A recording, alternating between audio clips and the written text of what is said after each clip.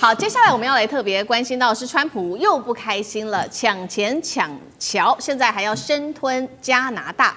此刻加拿大則是投奔了北京，全球現在脫美靠中，勢在必行嗎？我們今天一起來做關心。好，為什麼川普這一次又這麼對加拿大如此的火大？因為我們來看到他最新宣布的，除非美國可以得到充分的補償，否則呢，川普說了，我會阻止連接美國跟加拿大的這個談好的新建的跨境大橋，這個橋叫做哥迪豪國際大橋。先來看一下他的小檔案，當初呢，他本來是跟這個加拿大的前總理杜魯道，川普跟杜魯道談好的是說这個是美加重要的經濟連結，但是我們看到川普現在說翻臉就翻臉，這個國際大橋是做不了了。我們來看到它有的重要性是什麼？它是橫跨底特律河的，連接加拿大跟這個連接加拿大的安大略省跟美國的密西根州的。那其實目前看起來產權是由加拿大跟美國一起共同持有，但是我們說如果是出資跟管理的話，則是完全由加拿大來做掌握。預計2026，就是今年，照理說就可以完工通車了。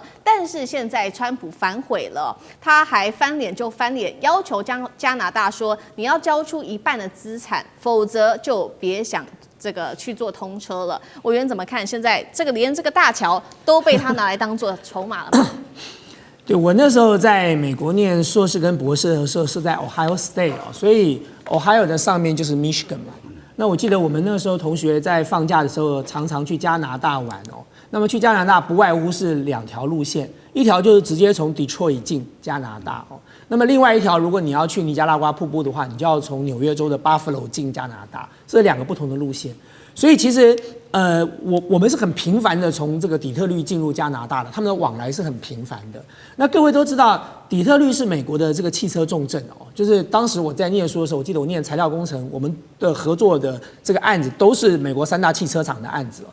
所以我知道說，美國在底特律的這個汽車重鎮裡頭，他們其實很多衛星工廠，很多的這個零件的生產哦，通通都是放在加拿大的。那麼因此，加拿大跟美國之間，特別是在底特律這條路線上哦，其實往來互動是非常密切的。那麼我現在看到川普說要把這座橋如果沒有分他一半哦，他就要把它關閉。其實我第一個直接的反應就是真的就是要感謝川普了，就是能夠做出如此睿智的決定。因為各位要知道，卡尼到了中國去訪問之後，事實上加拿大內部並不是一致贊同的。包含加拿大的政治人物，其中有一個跳出來反對的人是誰？就是安大略省的省長啊。安大略省的省长對美國當然这個有一定的這個敵意，可是他對中國他的敵意也是相當的深，也有相當的這個其他的考量哦。所以他是第一個跳出來反對做這件事情哦。可是各位知道這個橋啊，現在就是連接密西根州跟安大略省哦。所以為什麼我要感謝川普的第一件事，就是感謝川普，因為他這樣做就等於再把安大略省又推向離美國更遠的地方了哦。那對安大略省就要想清楚嘍。你現在這個美中之間，你必須要選邊站了。卡尼選擇走這條路，你當時有意見，可是現在連川普連橋都不給你了哦。那麼接下來呢？你跟美國還有任何可以這個期盼的空間存在嗎？是不可能的。第二個我要感謝川普的是說，他這樣就親手扼殺掉了美國的汽車工業。就是美國的汽車3大汽車廠曾經蕭條了好一陣子哦。那麼在川普當選的時候，川普就還當時他宣布這個什麼自由日的解放日的時候，他還把汽車工業的這些工人找到白宮來看哦，說要課對等關稅了，要重振美國的工業，要讓美國的汽車業再次的這個發揚光大。那你現在你親手把那個橋切斷了，你以為那個橋來往的都是加拿大的人民嗎？不是，也不是什麼美國的什麼外國留學生，沒有，那座橋往來的很多都是像底特律需要的這些零件，還有這些相關的這個衛星工廠所生產出來的產品，它會嚴重的影響到這3大汽車廠的生存。所以你看到這3大汽車廠當時聽到這個川普的對等關稅的時候，高興了一陣子之後，忽然想到不行啊，看到川普這麼重打加拿大又重打墨西哥的時候，他們就在想說，他們所有的原料都是從那裡來的，他們的零件都是在那裡啊。那麼現在你像重打又課重稅，倒霉的是他們自己。所以其實川普做的這件事情，當然可以反映出這個人的心態哦，就這個人的心態就是唯我獨尊的心態嘛。你卡尼就應該要來跪舔我，你在我隔壁，你不但沒有當條狗，你沒有聽我的話，你反而還要跑去中國跟中國大陸合作。那這對川普來說當然是很難容忍的了。所以我一再強調一件事情，就如同我剛才說的，川普只敬佩強者。卡尼因為變成了強者，所以加拿大接下來跟美國在做後續的對談的時候，加拿大才能夠得到川普的尊重。所以卡尼這樣做法是正確的。川普玩這種小手段，其實撐不了多久的。大家只要看一件事情就好了。當時他要拿格陵蘭，8個國家派部隊去，他就號稱說我要用武力，然後呢，接下來說我要給你們課重稅。結果他到了達沃斯論壇，第二就改口了。他說：“我什麼時候說要用武力了？我從來沒有想過要用武力哦，我絕對不會用武力的。那個稅也不要課啦。為什麼？因為那8個國家沒退讓啊。所以今天對抗川普最好的辦法就是什麼？打死不退，他就會退。好，確實我們現在看到，所以卡尼的態度非常的強硬。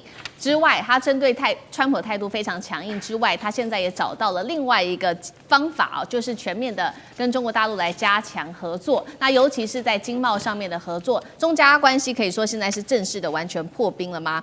我們來看到這個卡尼在1月份的時候訪問中國大陸，當時雙方就簽署了中加經貿合作的路線圖。好，最關鍵的就是中國大陸最在意的電動車關稅，加拿大已經承諾了會把關稅從100%一口氣降到只剩下6.1%。那麼加拿大最在意的油菜籽，中國也承諾關稅從80%一口氣降到15%。其他像是龍蝦、螃蟹、豌豆的報復性關稅全部取消。加拿大也宣布，接下來會跟中國大陸的企業一起合資成立電動車公司，會一起制造新的電動車。中國大陸的媒體解讀說，這是加拿大對中國的明確示好了。那川普看到了眼前正在發生的這些事情，當然是已經完全氣炸了。他除了祭出針對加拿大的100%關稅之外，還抱怨中國會把加拿大給生吞活剝，我們只得到的是殘羹剩飯。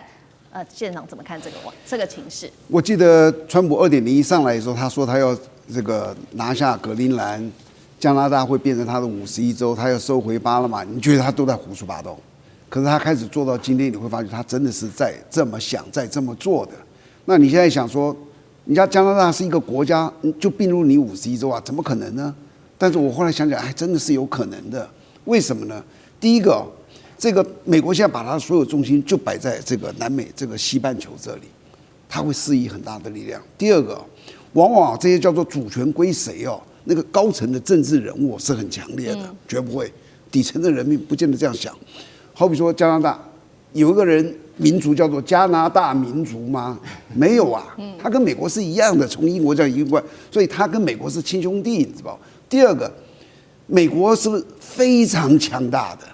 今天如果我在这裡，我能夠成為，我不要說加拿大這麼近了，以前你叫很多這個台灣人說你變成美國的一州，願不願意？他可能很願意的。這個國家這麼強大，我以身為這個全世界最強大的國家為榮。人民怎麼想是不一定，再加上他們貼得這麼近，他們又是幾乎是一個系出同源，所以我覺得這很難講。然後接着你再看美國從他剛開始獨立的時候只有13個州在美東，一直到今天變50個州，他怎麼變50個州的？啊，你以為都是道德勸說啊？拜托來加入啊？等軟硬兼施啊！他現在在做的也就在做一個軟硬兼施。那你今天是卡尼，你會不擔心嗎？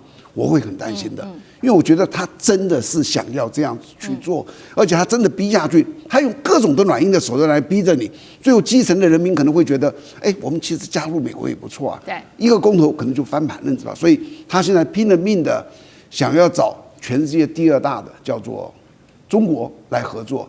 你要知道，這個世界最不可能跟美國翻臉的那個國家就叫加拿大。除了系出同源，第一個經濟，2024年加拿大出口76%到美國那裡去，北美的共同防禦是美國跟加拿大，就是安全也是，利益也是。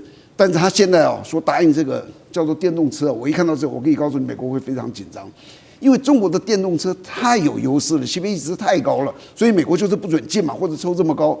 可是就在邊界那裡，他如果讓加拿大的汽車公司就在邊界開，你知道很多美國人會跑到那裡去買。就因為以前我在那個讀書在馬薩諸塞，隔壁的那個稅跟我們不一樣啊，一個是5%，一個是2%，學生就鑽了個黑車到那裡去買東西，就差在這。所以如果加拿大容許中國的電動汽車，它 CP 值這麼高，很多北部的甚至哪裡的人，他會跑到加拿大去買車。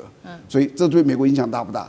非常之大，川普會緊張。好，所以其實卡尼經濟學家他都已經盘算好這一切了。那他除了在產業上面跟中國大陸加大合作之外呢，他其實在這一次的世界經濟論壇上面也公開的呼籲，包括呢提醒示警這些中等收入國家，他說別再幻想要順從來換安全了，這個時候我們這些國家必須要集體合作來抵制這一個霸權，也就是美國的威脅脅迫。他也說呢，如果你一直和霸權雙邊談判，最終只會讓小國之間我們只能接受施捨，互相競爭，這不是主權。華康哥怎麼看未來的世界，尤其是中等收入國家，他們對抗川普卡尼所提出來的這套理論有效嗎？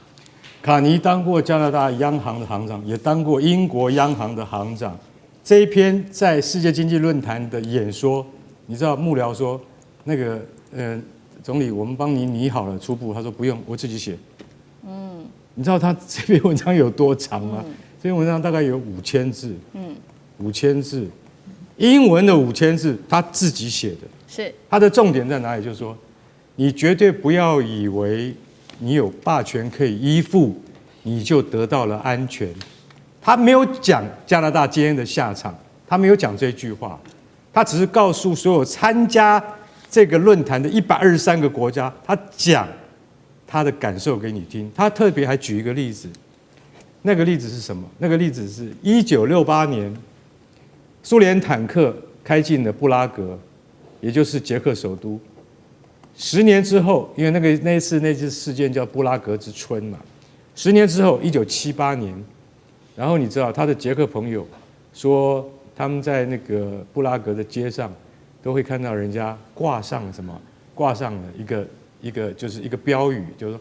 有一個水果攤，他會掛上標語說：“全世界的勞工聯合起來，這樣我們就不會被欺負了。”他說他一看到那個標語哈，他完全不相信，因為那個叫做謊言。你要深陷在謊言裡面的話，你就相信全世界的勞工聯合起來就不會被欺負，那是不可能的。為什麼？因為你只在你的國家，你講話有分量，全世界的勞工要聯合起來。是不可能，沒有像這樣子的組織，所以在1978年他就認為說這就是謊言，你要活在謊言裡面去相信它，但是到最後你會發現完全是一場空。卡尼現在講這件事情的意思就是很簡單，他舉這個例子就是告訴你說，不要以為掛在牆壁上的標語，它就有一天會成為事實。我們跟美國的關係。真的是從200年以前建立到現在的，對不對？美國在還沒有獨立的時候，跟加拿大人是互通有無的，邊境根本不設防的。如今我們將可能成為川普口裡的第51省或第52省的州的時候，你就會覺得說，我們曾幾何時變成這樣子？因為你不在談判桌上，你就會淪為別人的盤中飧，也就是說。你沒有這個資格去參加那個會議的話，你就變成任人宰割的羔羊。卡尼，你不覺得他講話非常充滿的智慧嗎？這一次跟中國達成這樣子的協議，你看雙方把報復性關稅都免除了，然後關稅降到可以降的最低的程度。這是為我自己的國家着想。如果我不上談判桌的話，我就會被你頤指氣使。這就是卡尼的外交策略。所以川普現在很討厭他。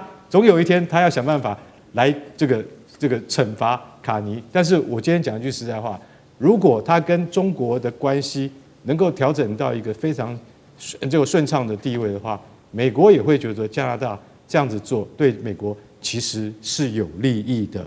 好，謝謝乾哥。那我們休息一下，馬上回來。地緣政治、美中之爭、戰略價值、強權崛起。